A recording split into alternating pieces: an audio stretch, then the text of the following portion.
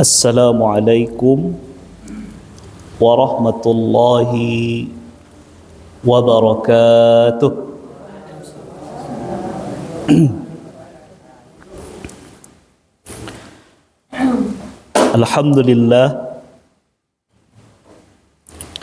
Alhamdulillahi rabbil alamin.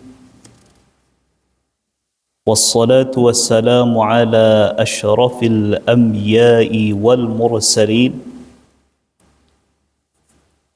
Sayyidina wa habibina wa maulana Muhammadin wa ala alihi wa ashabihi ajma'in. Ashhadu an la ilaha illallah wahdahu la sharika lah وأشهد أن سيدنا وحبيبنا ومولانا محمد وعلى آله وأصحابه أجمعين أما بعد.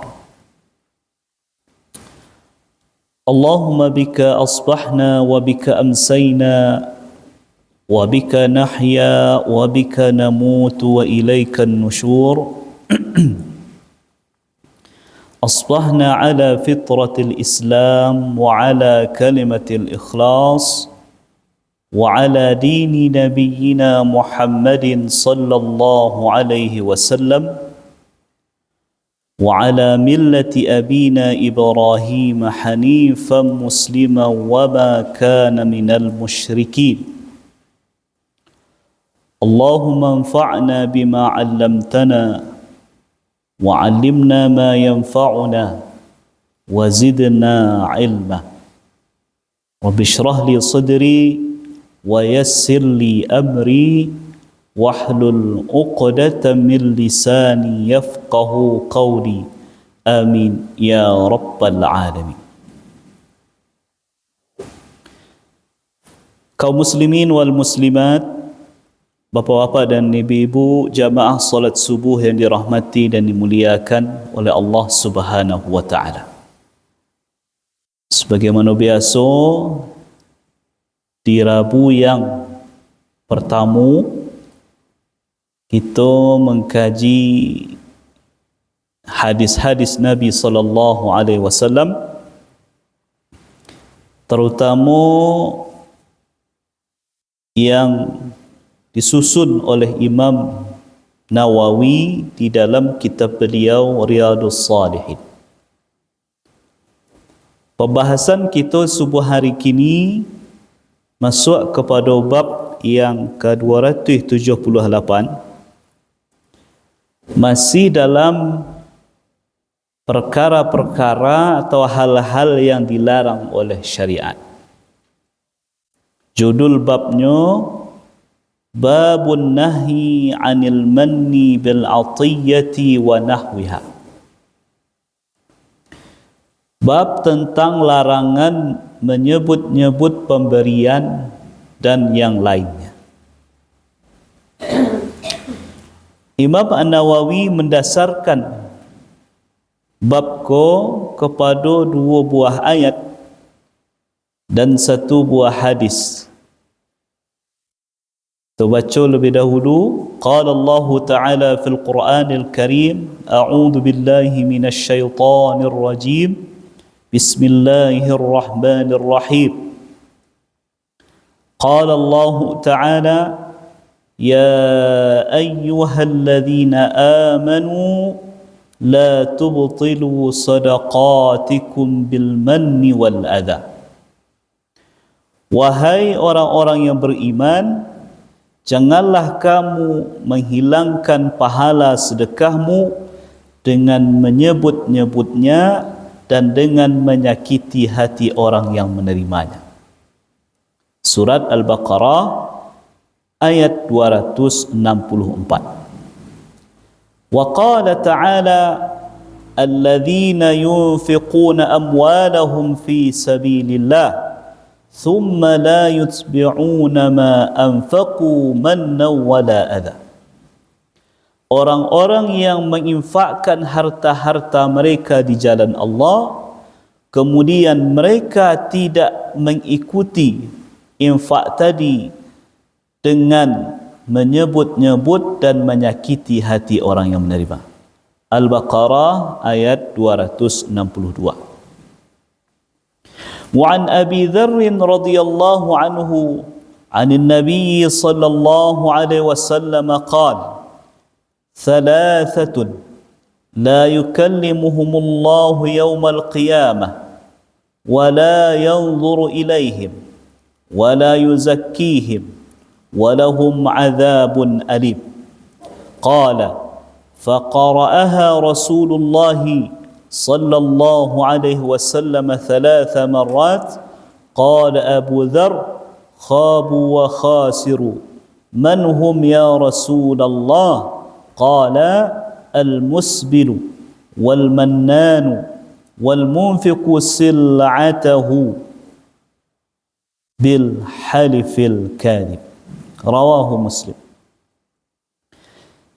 Dari Abu Dzar, semoga Allah meridainya, dari Nabi sallallahu alaihi wasallam, beliau bersabda, ada 3 kelompok manusia yang mana pada hari kiamat kelak Allah tidak akan berbicara dengan mereka, Allah tidak akan melihat mereka, Allah tidak akan mengampuni dosa mereka, dan bagi mereka siksaan yang pedih. Rasulullah sallallahu alaihi wasallam mengulangi sabdanya itu sampai 3 kali. Abu Dzar berkata, betapa kecewa dan ruginya mereka kelak, wahai Rasulullah. Siapakah mereka itu? Maka beliau bersabda, yaitu orang yang memanjangkan kainnya, orang yang suka menyebut-nyebut pemberiannya, dan orang yang menjual barang dagangannya dengan sumpah palsu. Wa fi riwayatin lahu al-musbilu izarahu, yakni al-musbilu izarahu wa thawbuhu wa asfala min al-ka'baini lil khuyala. Dalam riwayat lain dikatakan orang yang memanjangkan atau menurunkan kainnya, kain sarungnya, yakni orang yang memanjangkan, menurunkan kain sarungnya dan pakaiannya sampai di bawah mata kaki karena sombong. Bapak-bapak dan ibu-ibu jamaah yang dirahmati dan dimuliakan oleh Allah Subhanahu wa taala. Di pertemuan kita sebelumnya, kita mengkaji tentang haramnya atau dilarangnya mengingkari janji. Kerana itu termasuk dari bahagian kemunafikan. Nabi sampaikan, ya, tanda-tanda orang munafik. Ada ampe kata Nabi, kalau terdapat tanda yang ampe itu pada diri seseorang, kampe-ampeknya ada pada dirinya, maka orang tersebutlah sah betul-betul menjadi orang munafik. Salah satunya orang yang kalau berjanji tidak tepati. Kemudian kelak di hari kiamat, di akhirat kelak, orang-orang yang biasa mengingkari janjinya dia giah bendera, dia giah tanduk. Kalau nyoko orang yang biasa mengingkari janji, semakin besar kebohongannya, semakin gadang tandanya dan semakin banyak orang yang tahu. Nah, jadi bapa dan ibu-ibu, hal tersebut mendorong awak supaya jangan sampai sekali-kali, semaksimal mungkin gitu, jangan sampai menjadi orang yang mengingkari, memungkiri janjinya. Nah, kini dalam hal yang juga dilarang dalam syariat kita, yaitu berkaitan dengan hal pemberian awak ke orang lain. Sesuatu yang kita infakkan ke orang lain, sesuatu yang kita berikan kepada orang lain. Nah, judul babnya babun nahyi anil manni bil atiyati wa nahwiha. Larangan menyebut-nyebut pemberian dan hal yang lain. Ibu-ibu, kalau ingin amal kita diterima oleh Allah, salah satu syarat. Apa? Apakah cukup awak berbuat elok, Zat? Bedanya agama Islam dengan agama-agama yang lain, salah satunya ada di situ namanya konsep ikhlas. Konsep kebaikan yang dilakukan oleh manusia dalam kacamata Islam tidak bisa atau tidak akan diterima oleh Allah kecuali lah terpenuhi 3 syarat. Yang penting kita ketahui ke ibu-ibu. Manusia kalau berbuat elok dalam pandang Islam, tidak akan diterima oleh Allah kecuali terpenuhi 3 syarat. Yang pertama, orang yang melakukan kebaikan itu orangnya beriman kepada Allah. Artinya orang Islam. Kau syarat paling yang pertama. Jadi kalau ada orang yang dah Islam, non-Muslim, sebanyak apapun pemberiannya ke orang, sebanyak apapun bantuannya ke orang lain, dalam pandangan agama kita, tidak akan memberikan manfaat untuk dirinya di akhirat kelak.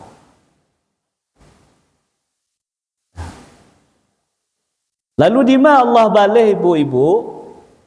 Orang kafir, orang dak Islam berbuat elok, tetap Allah balas. Ya. Karena Allah tu Maha Adil. Tapi pembalasannya hanya di dunia. Contohnya, kalau orang kafir tu ibu, kalau dermawannya, di dunia ko Allah buat usahanya semakin maju, hartanya semakin bertambah, hidupnya semakin senang. Itu balasan di dunia. Allah bayar cash langsung di dunia, tapi di akhirat nanti tak ada. Beda kalau orang beriman. Orang beriman balasannya 2. Di dunia dibalas dengan kebaikan, keberkahan, dilepaskan rezeki, kemudian di akhirat kelak diberikan surga. Lah berimannya, lah muslimnya berbuat elok, langsung diterima oleh Allah? Indah. Kasih bu. Syarat yang kedua adalah landasannya beramal itu ikhlas kerana Allah. Jadi tak sekadar berelok ibu-ibu ya, ikhlas. Betul-betul yang dicari itu keridhaan Allah, bukan motivasi-motivasi yang lain. Dan memurnikan niat ikhlas dalam beramal adalah salah satu yang paling berat. Salah satu yang paling baik. Dan itulah diakui oleh para ulama kita. Makanya susah sekali kita menemukan orang yang murni 100% ikhlas beribadah ke Allah. Makanya Allah pun Maha Adil.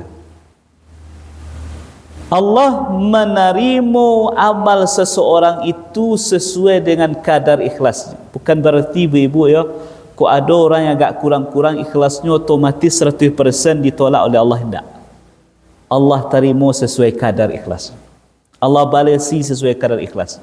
Dibalasi juga, tapi dicari kualitas ikhlasnya apa?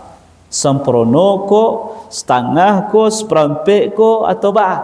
Tetap dibalasi, tapi tentu berbeda satu dengan yang lain. Makanya Bapak Ibu, salah satu usaha awak mujahadah kita tiap hari adalah bagaimana setiap ibadah yang kita lakukan itu sadonyo kita usahakan kerana Allah Subhanahu wa taala.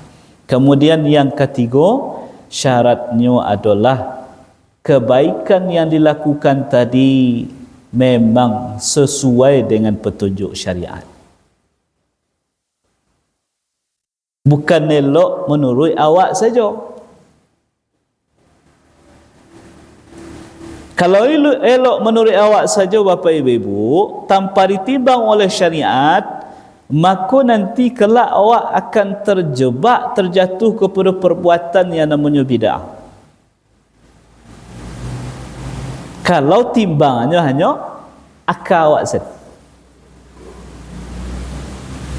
Kalau menurut akal kita, ibadah itu semakin banyaknya tentu semakin elok. Ya tak apa?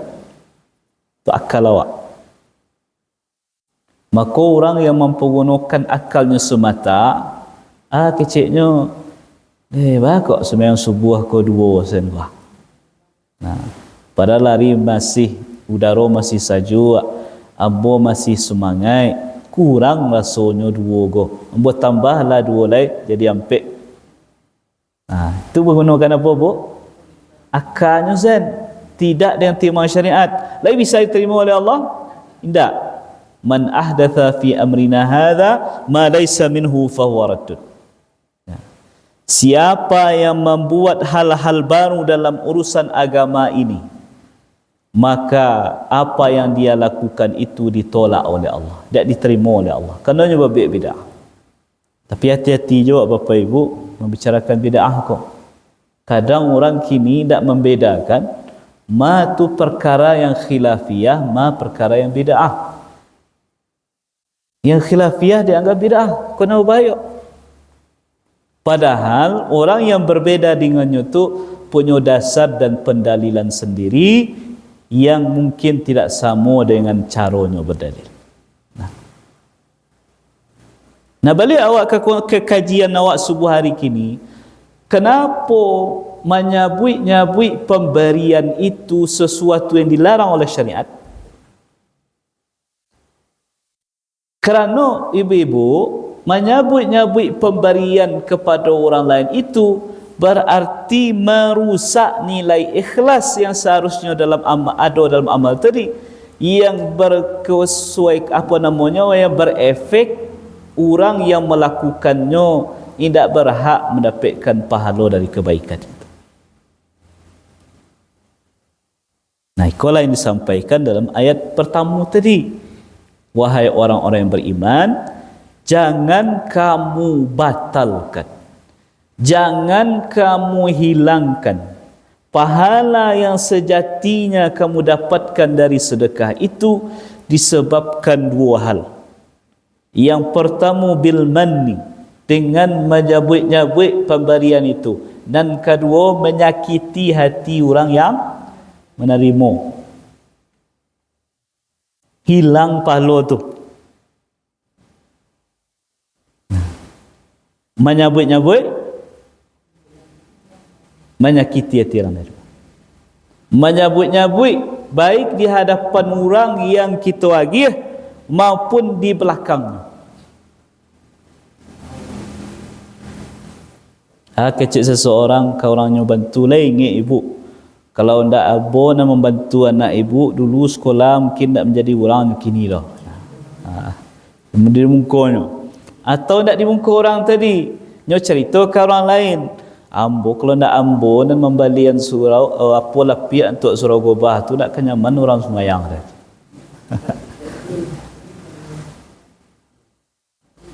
Tak ada disampaikan dari pengurus tapi di belakang sama. Atau bil adha, disakiti hati orang yang nerima. Nya keluar aja dompetnya, Bu. Kalau ada orang minta sumbangan ya, atau minta sedekah, keluar aja dompetnya, keluar aja piti 20,000 tu. Tapi ya keciknya, nah kau sedekah 20,000. Besok-besok aja malih-malih aja kerja tak. Orang lu ni sakiti hati. Kalau awak baca ayat setelahnya ibu ya. Allah umpamakan orang itu famathaluhu kamathali safwanin alaihi turabun fa asabahu wabilun fatarakahu salda. Perumpamaan orang itu ibarat batu di atasnya ada melakik turab. Turab tu artinya tanah. Kau ada batu ibu ya batu licin, menempel tanah. Kemudian fa'asabahu wabilun fatarakahu salda. Kemudian tiba-tiba datang hujan labik. Kemudian tanah yang menempel di batu tadi hilang. Artinya tu perumpamaan Allah ko ibu-ibu. Batu tadi adalah diri awak. Tanah yang menempel tadi adalah pahala yang sejatinya diterima kerana berinfak. Kemudian hujan tadi adalah manni wal adha tadi, menyabit-nyabit yang menyakiti hati orang nerima.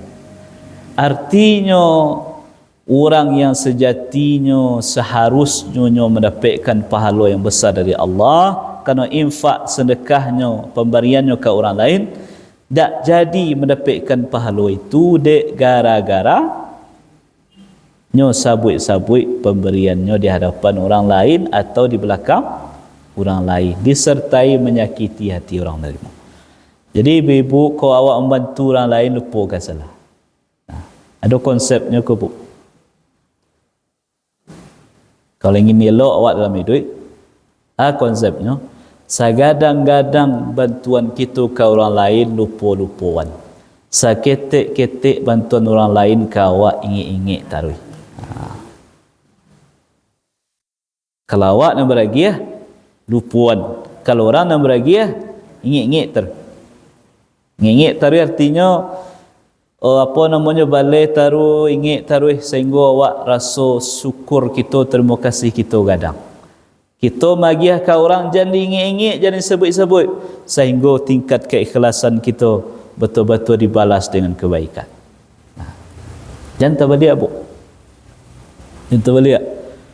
Orang beragiah ke awak, Allah si anu segitu bantunya banggalanya tu. Lupa je kebaikan orang, dan sebaliknya dia agiah orang, awak magiah orang, sabut-sabut, batal pahala sedekah jadi. Nah kemudian dalam hadis yang diriwayatkan oleh Imam Muslim yang bersumber dari riwayat Abu Dzar radhiyallahu anhu dari Nabi sallallahu alaihi wasallam, Nabi menyampaikan 3 kelompok orang, 3 karakter orang.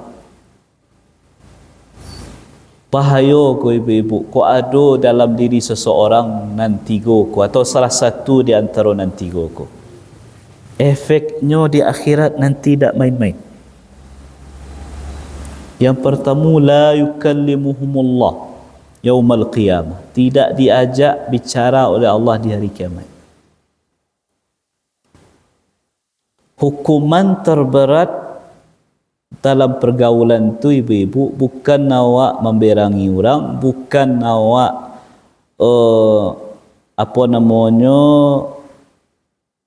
malapiannya, tak. Tapi salah satu hukuman terberat dalam pergaulan, apakah ke anak, ke tetangga, ke kawan, adalah kita mendiamkannya, tak macuahkan. Ya tak? Ya tak? Kalau awak lah didiamkan saja orang, tak acuh orang ke awak lah. Mana lebih sakit itu daripada awak yang dilapiannya. Kecil anak kau orang gayanya, ya biarlah ayah menampak ambo daripada ayah mendiam menambo, tak ada sepu-sepu. Artinya Allah tidak mengajak orang tu berbicara, artinya Allah acuhkan. Lah tinggi tingkat kemarahan Allah kepadanya. Kemudian wala yanzuru ilaihim, Allah tidak memandang mereka. Artinya tidak dipandang dengan pandangan rahmat. Awak memandang orang ibu-ibu, atau orang memandang awak, bisa awak nilai orang ko apakah nyu sadang benci ke kita ko, sadang-sadang hati ke awak ko, atau sadang biasa-biasa saja. Dari mana bisa dicari? Kan dari rawit mukanya ya. Kalau senyumnya ke awak, berarti sedang-sedang hatinya ke awak. Kalau biasa saja, data saya, ia data biasa saja. Tapi kalau lah tajam matanya nak membudui, berarti menyimpan sesuatu yang tak elok di hatinya untuk awak. Gitu pula Allah ya. Allah tidak memandangnya dengan pandangan rahmat karena kemurkaan Allah kepada orang itu. Wala yuzakkihim, Allah tidak menyucikan, mensucikan, membersihkan dosa-dosa mereka. Tak diampuni dosa. Padahal yang paling diharapkan saat itu adalah Allah mengampuni dosa. Dan yang keempat, walahum azabun alim, mereka mendapatkan azab yang pedih. Tidak diajak bicara oleh Allah, tidak dipandang dengan pandangan rahmat, tidak dibersihkan dia, diampuni dosa-dosanya. Bagi mereka azab yang pedih. Sampai kata Abu Dhar, diulang-ulang oleh Nabi kalimat tadi sampai 3 kali. 3 kali kalimat itu diulang Nabi. Ibu. Maka kecik Abu Dhar, ya Rasulullah, ia menyasar orang tu kelak nanti, ia meruginya nanti. Siapa tu kira-kira ya Rasulullah orang nanti tu? Agih tahu kami ya Rasulullah, supaya kami tidak menjadi orang nanti tu. Atau lebih kurang seperti itu.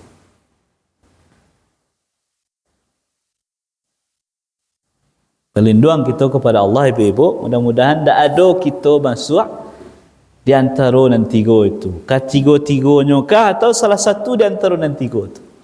Yang pertama kata Nabi, al-musbil.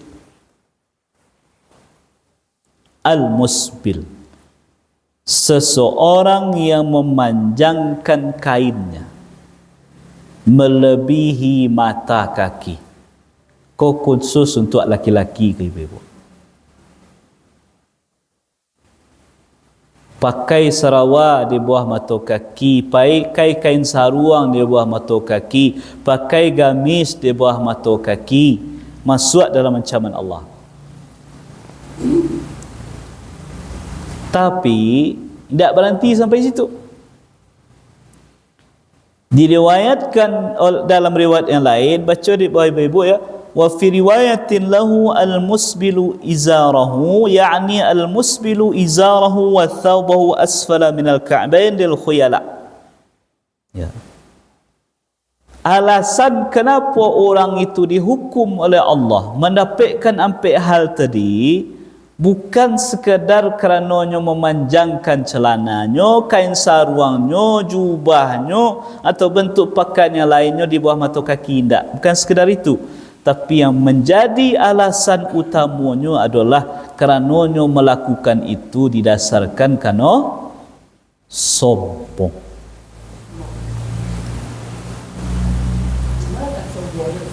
Apa? Itulah. Makanya awak harus memahami hadisku sesuai dengan konteks sosial waktu itu. Jadi orang dulu ibu-ibu, salah satu budayanya, orang-orang membanggakan diri, tunjuk labiah-labihan panjang kainnya, menjulu-julu sampai ke bawah. Cara orang berbangga-bangga diri dulu zaman Nabi ya, itu caranya. Terutama yang laki-laki. Makanya di situ diikat dengan lil khuyala. Nah kini kok ada juga orang yang meritu bu, sombongnya dalam bentuknya panjangkan kainnya tadi, ada sombong di hatinya, makanya termasuk dalam kaitan diri hadis ko. Tapi sekali lagi yang penting adalah kita guys bawahi lil khuyala, sombong. Jadi kalau ada orang yang malah justru sombong dengan menaikkan sarawaknya, kain saruangnya, jubahnya di bawah mata kaki, nya anggap remeh orang yang berbeza dengannya, maka Allah hukum juga nya kerana kesombongannya tadi. Nah. Jadi kenapa kok hancamnya begitu berat? Karena di hatinya ada perasaan. Jadi kalau dalam mazhab Syafi'i ke ibu-ibu ya, dalam mazhab Syafi'i memanjangkan celana di bawah mata kaki bagi lelaki-lelaki, celanakah, kain sarungkah, jubah, kalau tidak sombong itu hukumnya makruh. Kalau tidak sombong, artinya sunnah bagi laki-laki kau memang dalam mazhab Syafi'i kau meninggikan celananya, kain sarungnya, jubahnya di atas mata kaki. Memang sunnah. Jadi jangan cemeh pun. Kalau ada orang laki-laki yang pemahamannya meritu, memang sunnah dalam mazhab Syafi'i. Makruh hukumnya ketika di bawah mata kaki, tapi tidak haram, makruh. Artinya kalau ada orang yang melakukan perbuatan makruh, apakah kita celah? Tidak. Tetapi menjadi haramnya kalau itu diiringi dengan sombong. Itu dalam mazhab Syafi'i. Itu dalam Riyadhus Shalihin kau ibu-ibu ada pembahasan khusus nanti tentang itu dalam kitab libas, namun hal-hal yang berkaitan dengan pakaian. Kemudian yang kedua yang berkaitan dengan bahasan kita adalah wal mannan, yang menyabit-nyabit pemberian.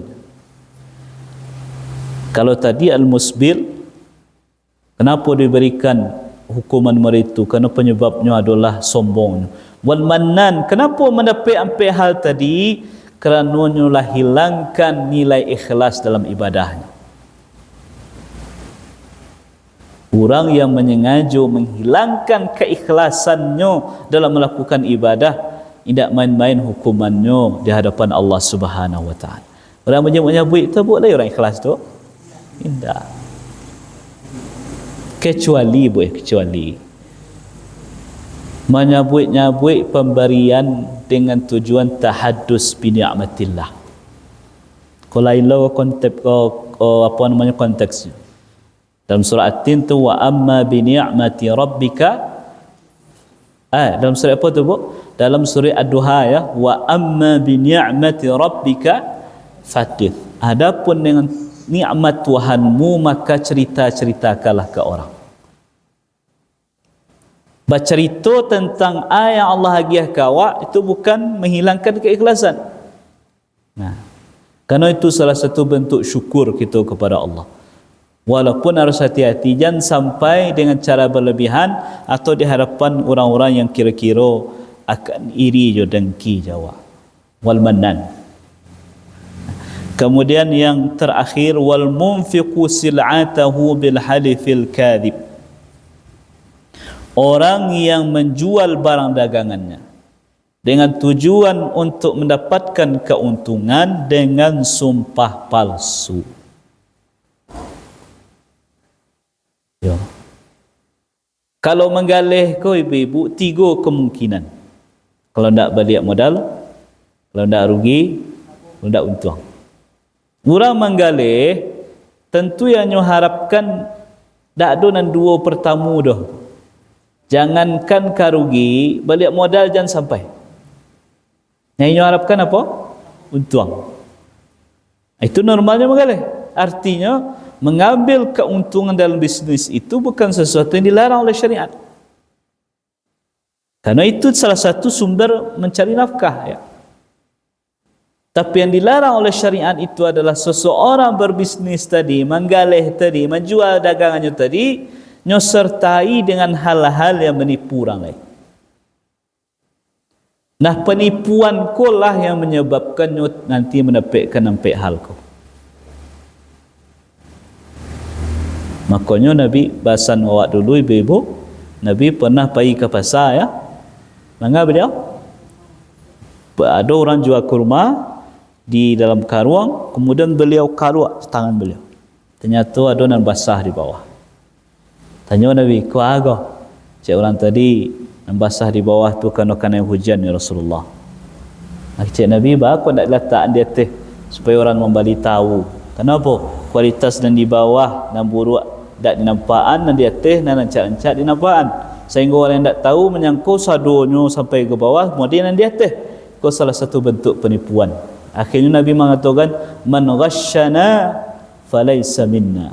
Siapa yang mencoba-coba menipu kami, yang menipu orang Islam, maka dia tidak termasuk golongan kami. Nah, itu yang menyebabkan ibu-ibu mendapatkan azab pedih tadi, kerana menipu orang Islam.